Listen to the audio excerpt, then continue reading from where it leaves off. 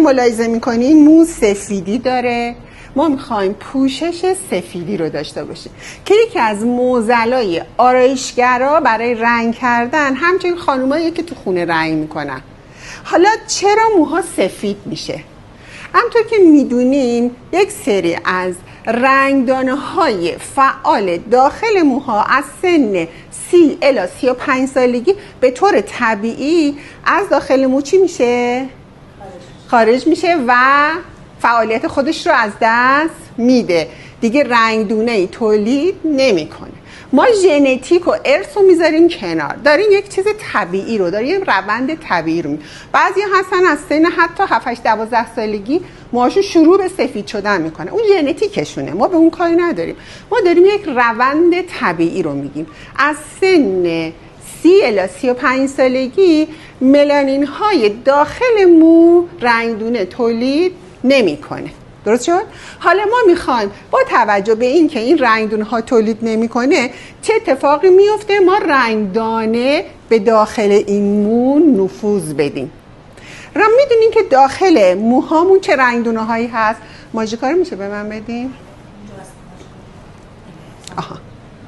ما یک فرم کلی از مو رو میخوایم بکشیم. شما در نظر بگیرین این حفره‌ایه که یک تار مو داخلش قرار گرفته به صورت زاویه 45 درجه. تمام موهای بدن ما به صورت زاویه 45 درجه و 30 الی 35 درجه قرار گرفته. ما زمانی که این قسمت از مو که بیرون پوسته، اینو پوست در نظر میگیریم، قسمتی که بیرون پوست قرار گرفته بهش میگیم ساقه و قسمتی که داخل پوست قرار گرفته بهش میگیم چی؟ ریشه. خب حالا میخوایم ببینیم که ریشه از چه قسمت‌هایی تشکیل شده، ساقه از چه قسمت‌هایی تشکیل شده.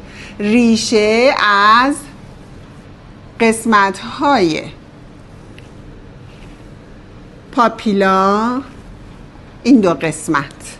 من رنگاشو متفاوت میکنم که شما بتونید تشخیص بدین. پاپیلا دیگه چی بچه ها؟ اونایی که میدونن حفره. ببین درست عین یه گلدون میمونه. حفره عین گلدونه. گلدونه چطور یه گیاهو میکاریم توش، اگر این ریشه قشنگ بگیره رشد میکنه. موی من و شما هم دقیقاً داخل این حفره اگر جاش خوب باشه، مشکلی نداشته باشه، اسمش حفره است، شروع به رشد میکنه. این قسمت هم ریشه موه، حالا یا فولیکول مو بگیم، فولیکول. سه تاشون رو به هم میگیم چی؟ ریشه. حالا تو